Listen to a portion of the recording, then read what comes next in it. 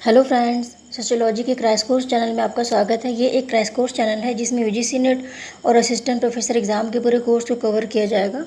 तो फ्रेंड्स, आज हम क्लिफोर्ड ग्रीस को पढ़ेंगे। और क्लिफोर्ड ग्रीस का बहुत ज़्यादा तो नहीं पूछता है, लेकिन इनसे रिलेटेड 2-3 चीज़ें हैं जो इन्होंने बताई हुई हैं और यही एग्ज़ाम में अक्सर आता है। ठीक है, तो इनसे रिलेटेड जितनी भी चीज़ें हैं A to Z मैंने सब बताने का प्रयास किया है। ओके, तो क्लिफोर्ड ग्रीस का जो जन्म है वो 1926 में और इनकी जो मृत्यु है वो 2006 में हुआ था। ठीक है, और ये अमेरिकी निजाती पद्धति शास्त्र यानी एथनोमेथोडोलॉजिस्ट थी ये। ठीक है, अमेरिकी एथनोमेथोडोलॉजिस्ट थे और इन्होंने मानव शास्त्र के बारे में जो विचार दिए हैं, समाज शास्त्र और मानव शास्त्र का मिश्रण इन्होंने बताया है। ठीक है, समाज शास्त्र जो है वो सामाजिक चीज़ें हैं, कल्चर है, समाज में तमाम प्रकार की रूढ़ियाँ, रीति रिवाज, नियम कानून है। ठीक है, लेकिन वो नियम बनाए कैसे गए? पहले तो इंसान आदिमानव के रूप में था। ठीक है, आदिमानव जब वो था तो धीरे धीरे माइंड का विकास हुआ, धीरे धीरे सभ्यताएं विकसित होने लगी। तो इन्होंने बोला है कि विश्व का कोई भी स्थान हो, ठीक है, इनके जो विचार हैं उसमें जो बेसिक चीज़ें हैं उसमें ये है कि मान लीजिए समस्त ये पूरा विश्व है, ये पूरा विश्व है, तो विश्व में छोटी छोटी सभ्यताएं अलग अलग स्थानों पर हुई। धीरे धीरे सभी जगह पर आदिमानव जन्म लिए। ठीक है, आदिमानव क्या किए, वो अपनी बुद्धि से पहले आग जलाना सीखा, फिर धीरे धीरे कुछ आगे बढ़ते गए और भी चीज़ें वो सीखते चले गए, कपड़े बनाना, हथियार बनाना।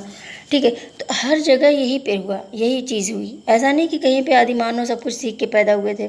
हर जगह आदिमानव का विकास धीरे धीरे हुआ, वो धीरे धीरे एक एक चीज़ सीखे और एक एक जगह की सभ्यता जो है वो निर्मित होती चली गई। तो जैसे एक स्थान पर संस्कृति का विकास हुआ, वैसे ही दूसरे जगह पर हुआ, वैसे ही तीसरे स्थान पर सभ्यता का विकास हुआ, वैसे ही हर जगह सभ्यता का विकास जो है वो धीरे धीरे आदिमानव काल से प्रारंभ हुआ। ठीक है, तो ये बात उन्होंने बोली कि है तो ये सूक्ष्म दृष्टि से इसकी अलग पहचान है, लेकिन ये एक विशाल समग्र का अंग है और इससे सजातीयता रखता है।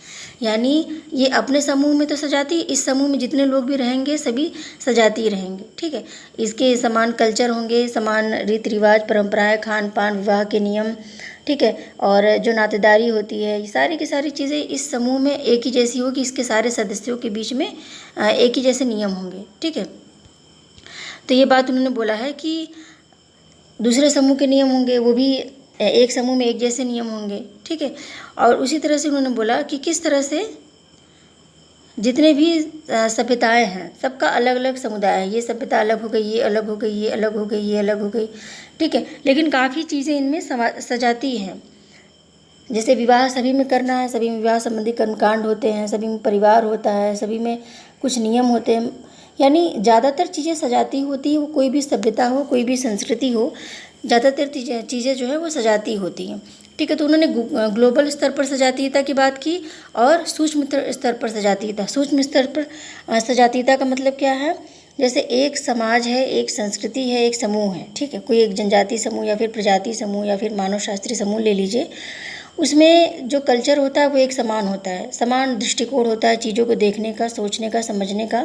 तो यही बात उन्होंने बोली। एक तो इस सूक्ष्म स्तर पर सजातीयता की बात की और दूसरे वृहद स्तर पर सजातीयता की बात की कि सभी कल्चर जो होते हैं कुछ न कुछ चीज़ें समान होती है, मैक्सिमम चीज़ें समान होती हैं। ठीक है, कुछ चीज़ें केवल चेंज होती हैं और बाकी ज़्यादातर चीज़ें जो है समान होती हैं। सभी में सभ्यता का विकास समान रूप से हुआ।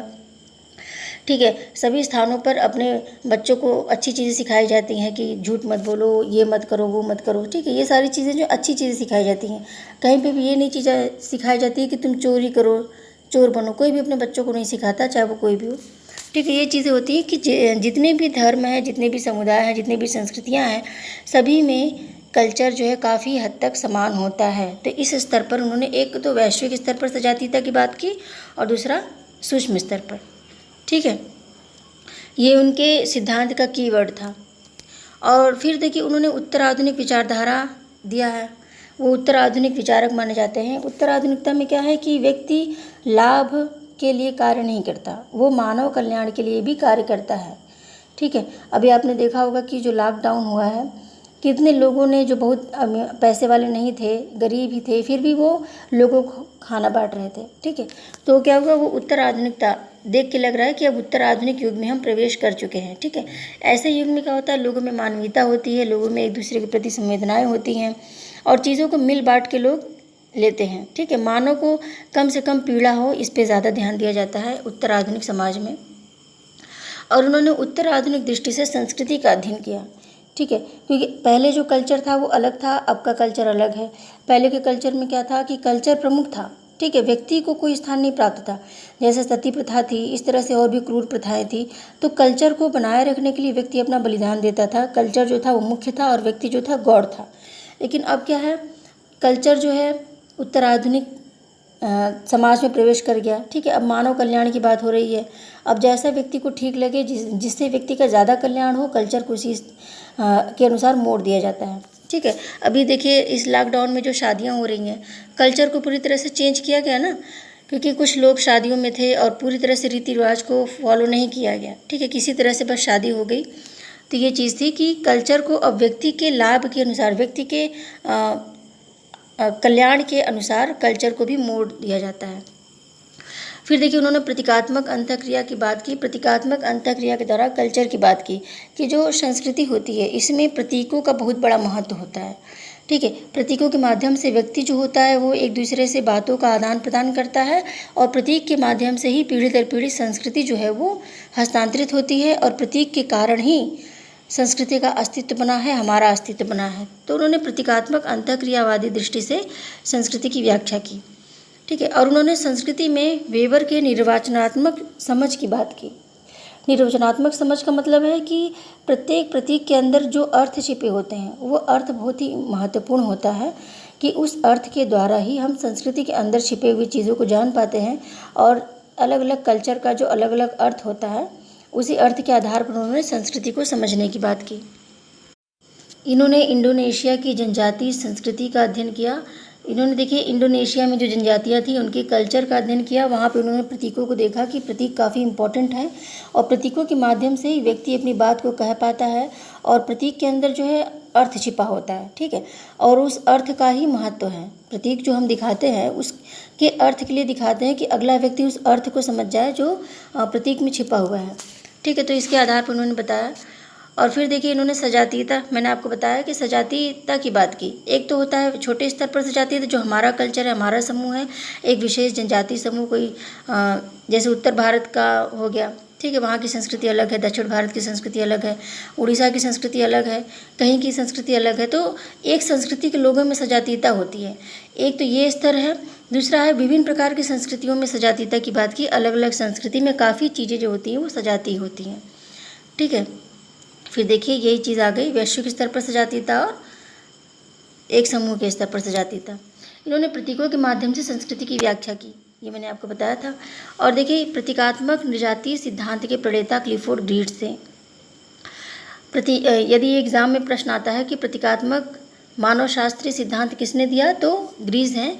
और यही सबसे इम्पोर्टेंट है जो एग्ज़ाम में पूछा जाता है। एक तो इनकी कुछ पुस्तकें हैं, एक दो, और बाकी ये है। फिर देखिए ग्रीव्स ने अपनी पुस्तक इंटरप्रिटेशन ऑफ कल्चर 1973 में लिखी और इसी पुस्तक में उन्होंने संस्कृति के सांकेतिक पक्ष की बात की कि जो संकेत होता है, जो प्रतीक होता है, जिसके माध्यम से संस्कृति का आदान प्रदान होता है और संस्कृति का यूज़ होता है। ठीक है, संस्कृति का यूज़ होता है इसके द्वारा और संस्कृति जो है एक पीढ़ी से दूसरी पीढ़ी पे जाती भी है और इसी के यूज़ के द्वारा लोगों की आवश्यकताओं की पूर्ति होती है, लोगों के दृष्टिकोणों का निर्माण होता है, संवाद होता है लोगों में। ठीक है, फिर देखिए ग्रीव्स ने संस्कृति को प्रकृति में अलौकिक मानते हुए तुलनात्मक राजनीतिक विज्ञान के रूप में इसकी व्याख्या की है। तो ग्रीव्स ने माना कि संस्कृति जो है वो एक अलौकिक, एक अद्भुत चीज़ है जो प्रकृति की एक महत्वपूर्ण देन है, एक महत्वपूर्ण गिफ्ट है हमारे लिए। ठीक है, मनुष्य ने धीरे धीरे इसको बनाया हुआ है, एक महत्वपूर्ण उपहार के रूप में इसको देखा उन्होंने। तुलनात्मक राजनीतिक विज्ञान, देखिए तुलनात्मक राजनीतिक विज्ञान के माध्यम से संस्कृति की व्याख्या करने का मतलब है कि जितने स्थान हैं, जितने समूह हैं, हर जगह राजनीति के अलग अलग रूप होते हैं। कहीं पे लोकतंत्र है, कहीं पर राजतंत्र है, कहीं पे परंपरा के आधार पर बुजुर्गों की समिति कार्य कर रही, जैसे जनजातियाँ वगैरह हो गई। ठीक है, कहीं पे समूह तंत्र है तो कहीं पे कुछ है, तो कहीं पे बल के आधार पर, तो कहीं पे क्या बोलते हैं तानाशाही के आधार पर चीज़ों को लिया जाता है। तो अलग अलग राजनीतिक क्षेत्र में जैसे राजनीतिक क्षेत्र होता है वैसे ही वहाँ का कल्चर होता है। ठीक है। तो उन्होंने इसके आधार पर तुलनात्मक अध्ययन किया कि जैसे लोकतंत्र है, राजतंत्र है, राजतंत्र में वहाँ के कल्चर में और यहाँ के कल्चर में क्या उन्होंने तुलना करते हुए सब चीज़ें बताई। फिर अलग अलग कल्चर में सभी में उन्होंने तुलना किया हुआ है। ठीक है। ग्रीस का प्रतीकात्मक मानवशास्त्रीय सिद्धांत क्या था? ग्रीस ने इस सिद्धांत में बताया कि सामाजिक वास्तविकता को जानने के लिए मानवशास्त्रीय आयामों को व्यक्तिगत और वैश्विक स्तर तक समझना होगा। तो देखिए, इन्होंने मानवशास्त्रीय आयाम की बात की कि व्यक्ति पहले तो आदि मानव था, ठीक है। उसने ऐसा नहीं कि तुरंत कल्चर को डेवलप कर लिया, वो पहले आदि मानव था। आदि मानव था तो इसके दिमाग में धीरे धीरे चीज़ें जो है डेवलप करती गई और कई पीढ़ियों में चीज़ें डेवलप हुई। तो उसने बोलना सीखा, उसने कल्चर को बनाना सीखा, उसने रीति रिवाज नियम कानून बनाए, ठीक है। तो उन्होंने बोला कि यदि संस्कृति को जानना है तो हमको आदिमानव के स्तर पे जाना होगा, आदिमानव के स्थान पे जाकर बैठना होगा और वहाँ पे उसके दृष्टि से चीज़ों को देखना होगा, ठीक है। तो ये बताया कि जो मानवशास्त्रीय दृष्टिकोण है किसी संस्कृति को देखने का, किसी नियम को देखने का, उसको हम इग्नोर नहीं कर सकते, क्योंकि मानव ने ही संस्कृति को बनाया है। और उन्होंने वैश्विक स्तर पर संस्कृति की बात की। देखिए, एक छोटे समूह में संस्कृति का कैसे विकास हुआ और छोटे छोटे ढेर सारे समूहों में संस्कृति का विकास हुआ, फिर एक वैश्विक संस्कृति का कैसे विकास हुआ, इसकी बात उन्होंने की है। समाजशास्त्रीय सिद्धांत में नृविज्ञान को एक वैश्विक अनुशासन माना, ठीक है। नृविज्ञान का मतलब क्या है? मानवशास्त्र। मानवशास्त्र को उन्होंने क्या माना? वैश्विक अनुशासन, यानी विश्व के लिए ये काफ़ी इंपॉर्टेंट है। तो एग्ज़ाम में यदि कोटेशन आता है कि मानव शास्त्र को वैश्विक अनुशासन किसने माना समाजशास्त्र के अंतर्गत, तो वो है ग्रीस, ठीक है। तो इसमें छोटे छोटे कीवर्ड क्वेश्चंस काफ़ी बनते हैं, तो आप उसको याद रखिएगा। इसमें देखिए, मानव विज्ञान, सामाजिक विज्ञान और प्राकृतिक विज्ञान एक दूसरे से जुड़े हुए हैं। उन्होंने कहा कि हम किसी एक विज्ञान को श्रेष्ठ नहीं मान सकते कि एक विज्ञान श्रेष्ठ है दूसरा हीन है। मानव विज्ञान भी आवश्यक है, प्राकृतिक विज्ञान भी आवश्यक है और सामाजिक विज्ञान, ये तीनों एक दूसरे से जुड़े हुए हैं और तीनों के माध्यम से ही कार्य होते हैं। तो प्राकृतिक विज्ञान जो है, इसके माध्यम से हमारी बहुत सी आवश्यकताओं की पूर्ति होती है, हमारी फिजिकल नीड्स जो होती है वो इसके द्वारा पूरी होती है। मानव विज्ञान के द्वारा हम ये जानते हैं कि हम कैसे कैसे विकसित हुए, हमारे पूर्वज कौन हैं और वो क्या खाते थे, इसलिए हमारे शरीर में ये अंग हैं, ठीक है। तो मानव शास्त्र के अंतर्गत पूर्वज जो थे हमारे, मानव का शरीर कैसा था, विभिन्न प्रकार की प्रजातियाँ कैसी थी, तो उसके माध्यम से हमारे शरीर में जो जो अंग हैं, ठीक है, डिफरेंट अंग हैं, उसकी बात करता है। फिर सामाजिक जो है वो अलग अलग मानव शास्त्रीय समूहों में अलग अलग कल्चर जो है उसकी बात करता है, या फिर अलग अलग प्राकृतिक स्थानों के अनुसार जो कल्चर डेवलप हुआ। तो ये तीनों जो है एक दूसरे से जुड़े हुए हैं, ये बात ग्रीस ने बोली। ग्रीस ने अपनी पुस्तक द इंटरप्रिटेशन ऑफ कल्चर में अपनी विरासत में मिली धारणाओं की एक प्रणाली के रूप में रेखांकित किया। इन्होंने देखिए संस्कृति को विरासत में मिली धारणाओं, यानी आदिमानव ने जो बनाया फिर वो हमको धीरे धीरे विरासत के रूप में मिलता चला गया, ठीक है, जिसके माध्यम से लोग संचार करते हैं। और मान लीजिए कि यदि संस्कृति को बिल्कुल ही शून्य कर दिया जाए कि अब संस्कृति जो इसके पहले थी वो हमको बिल्कुल नहीं पता, तो सोचिए हमारा जीवन कैसा होगा, हम बोल भी नहीं पाएंगे, ठीक है। तो कल्चर के माध्यम से ही लोग संचार करते हैं, बोलते हैं और अपनी आवश्यकताओं की पूर्ति करते हैं, समाज के साथ कनेक्टेड हैं कल्चर के माध्यम से ही, ठीक है। तो मानव शास्त्र मानवीय व्यवहार के उन पक्षों के अध्ययन पर केंद्रित है जो व्यक्ति के जीवन की दिन प्रतिदिन की सामान्य क्रियाओं से संबंधित है। हमारे जीवन की जो सामान्य क्रियाएं हैं दिन प्रतिदिन की, ये किससे रिलेटेड है? कल्चर से, ठीक है। तो हम सुबह उठे, हमने क्या क्या किया, स्नान किया हमने, ठीक है, हम कहाँ घूमे, हमने कैसा नाश्ता किया, ये सारी चीज़ें किस पे डिपेंड करती है कि हमारा कल्चर कैसा है, ठीक है। तो यहाँ तक कि देखिए हमारे अस्तित्व के लिए इन्होंने कल्चर को बहुत ही इंपॉर्टेंट माना, ठीक है। अपनी पुस्तक में द इंटरप्रिटेशन ऑफ कल्चर में क्या कहा कि हमारे अस्तित्व के लिए जो है ये कल्चर बहुत ही इंपॉर्टेंट है और कल्चर के माध्यम से ही संवाद होता है, कल्चर के माध्यम से एक व्यक्ति दूसरे व्यक्ति से अपनी भावनाओं को रख सकता है और धीरे धीरे कल्चर के द्वारा ही क्या हुआ, आज हम इतने डेवलप होते चले जा रहे हैं, ठीक है। कल्चर में विकास होता चला जा रहा है, लेकिन कल्चर की जो बेसिक चीज़ें थी वो आदिमानव के द्वारा ही हुई हैं। ग्रीस का समाजशास्त्रीय सिद्धांत क्या है? देखिए, उन्होंने सिंबॉलिक एंथ्रोपोलॉजी, प्रतीकात्मक मानव शास्त्र का सिद्धांत दिया। तो ये एग्ज़ाम में आता है कि सिंबॉलिक एंथ्रोपोलॉजी का सिद्धांत किसने दिया, तो ग्रीस है, ठीक है, चाहे प्रतीकात्मक मानव शास्त्र का सिद्धांत या फिर वो पूछे जाए।